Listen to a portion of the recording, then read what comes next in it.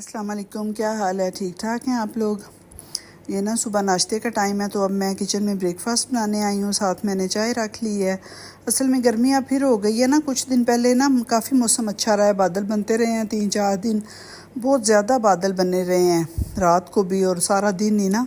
लेकिन बारिश कोई नहीं हुई यहाँ इधर हमारे सिटी में तो। लेकिन ये है कि चले, अब डर भी लगता है ये बारिश का सुन के ना कि बादल बने हुए हैं ज़्यादा बारिशों से। पता है जैसे मुल्क के हालात हो गए हुए हैं, जितने कोई बाकी लाहौर वगैरह और दरियाओं में जितने को पानी आ गया हुआ है और सैलाब से ना बहुत ज़्यादा डर लगता है।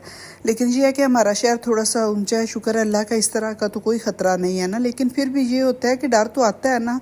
अल्लाह पाक की जो आफात होती हैं, जो आसमान से ज़लज़ले और ये सैलाब वगैरह, इनका कोई पता नहीं चलता। अल्लाह पाक बस अपने बंदों पे रहम ही करे। तो इतने ज़्यादा हालात ख़राब हो गए हुए हैं सैलाब से, जहाँ पे जिन जिन शहरों में आए हैं और जिनके बेचारों के घर नहीं रहे, जिनकी सामान जो है वो अंदर से सारा ख़त्म हो गया है, जिनकी फसलें बिल्कुल सारी ख़त्म हो गई हुई हैं। तो इतना दिल परेशान होता है सुन सुन के ना। सारों पे अल्लाह पाक अपना रहम करे और जो उनकी परेशानियों को दूर करे। दुआई हम लोग तो बस दुआ ही कर सकते हैं। तो चाय मेरी बन गई है, साथ अब मैंने पराठे बनाने हैं। कभी कभार जो है वो तकरीबन आजकल दोपहर का खाना नहीं ना बन रहा तो फिर मैं नाश्ते में पराठे ही बनाती हूँ, लेकिन बड़े कम घी में बनाती हूँ ना, बिल्कुल कि ज़्यादा फिर पता है हैवी हो जाती हैं, गर्मी लगती है। वैसे भी ये जो सावन भादों में ना कोई इतनी भारी चीज़ जो है वो हैवी नहीं खाई जाती।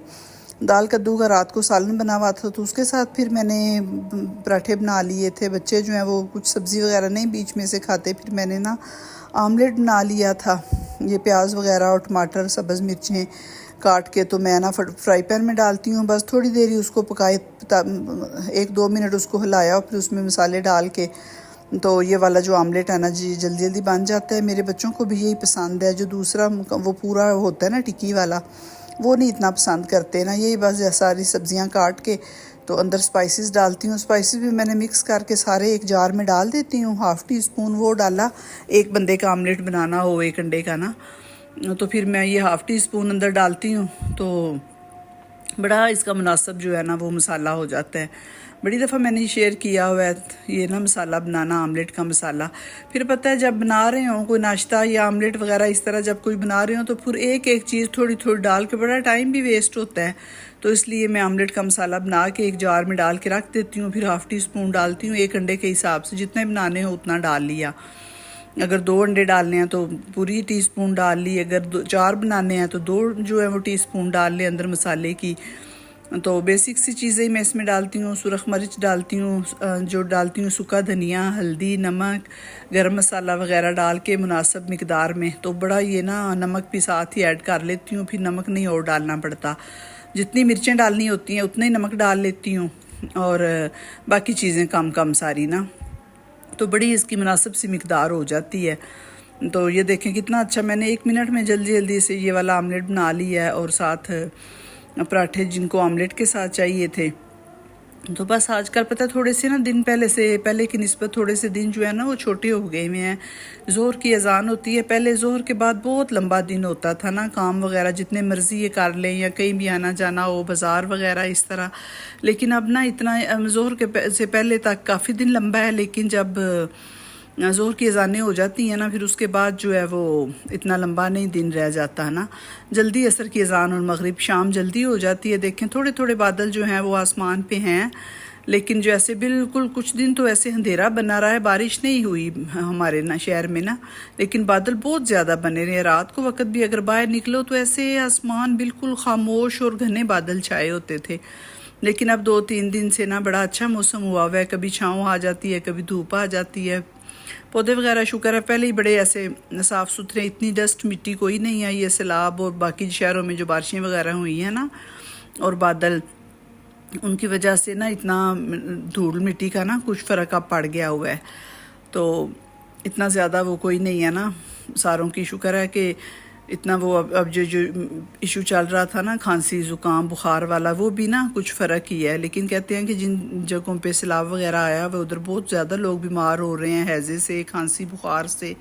ज़ाहिर है जहाँ पे जिन घरों में जिन जगहों पे पानी आ जाता है फिर साथ ही गंदगी शामिल हो जाती है, गटरों का पानी इस तरह, तो फिर वहाँ तो इस तरह के वबाई अमराज जो हैं वो फैल जाते हैं। लेकिन दूसरे इलाकों में ना मौसम बेहतर होने की वजह से ना कुछ ठंडा रहा है कुछ मौसम, तो जिसकी वजह से फिर इतने एसी वगैरह भी नहीं चले ना, तो उससे इतनी वो नहीं हुई ना, तबीयत नहीं इतनी सारों की ख़राब हुई इस दफ़ा, वरना पहले इस मौसम में ना बड़ा ज़्यादा मसला हो जाता है।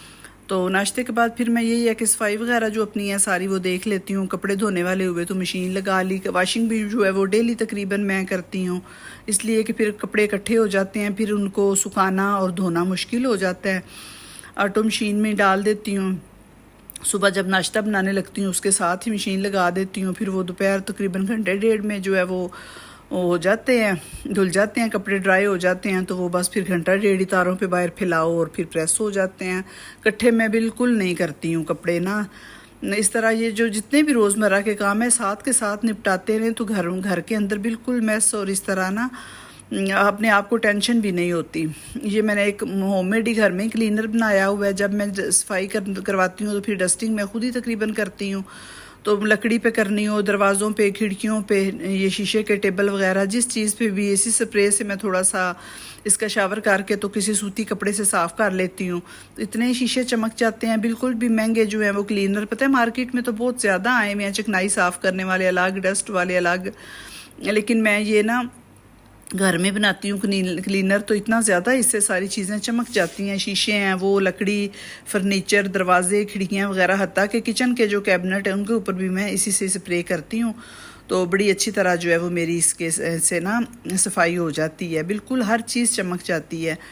तो इस तरह की छोटी मोटी जो सारी जो अपने घर में अपने कामों के अंदर भी सारी टिप्स यूज़ करने से ना एक तो हमारा ख़र्च की बचत हो जाती है, इतनी महंगी चीज़ें नहीं बाज़ार से लेनी पड़ती, और दूसरे सफाई बहुत अच्छी हो जाती है, इतनी अच्छी जो है वो घर में खुशबू फैल जाती है।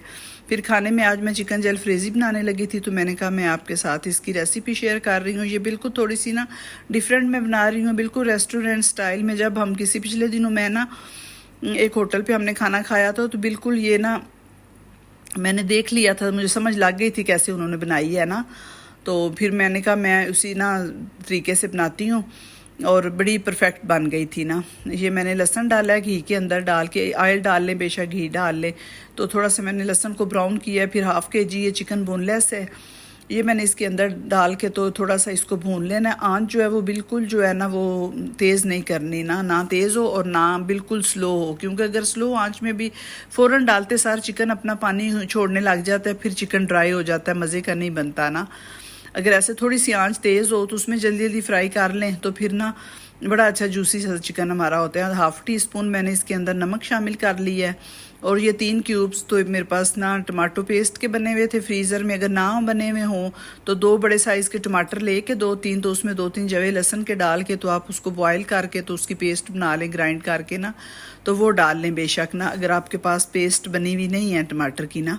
इसमें ना पता है और तो कोई इतना प्याज वगैरह जाते नहीं है, सिर्फ ये टमाटो पेस्ट ही मैंने डाली है, इसी से इतनी अच्छी जो है वो ग्रेवी, हल्की हल्की सी ग्रेवी चिकन जलफ्रेज़ी की बन गई थी। ये पता है जिंजर और चिकन हांडी जो होती है उनमें इतनी नहीं ग्रेवी होती, लेकिन ना चिकन जलफ्रेज़ी में थोड़ी सी हल्की सी जो है ना वो ग्रेवी हो तो अच्छा लगता है चिकन जलफ्रेज़ी। रोटी के साथ ही पता है इसको खाना होता है ना। तो फिर ये मेरा जो है वो पेस्ट वगैरह जब मेल्ट हो गई है, चिकन भुनाई हो गई है, तो उसके अंदर मैंने हाफ़ टी स्पून मैंने पिसा हुआ भुना हुआ ज़ीरा डाल दिया है, 1 टीस्पून भर के मैंने लाल मिर्च डाली है, और हाफ़ टी स्पून मैंने ना हल्दी डाल दिया, और बस इसमें और कोई स्पाइसेस भी नहीं जाएंगे, बिल्कुल ये आम से मसाले मैंने 3-4 डाले हैं।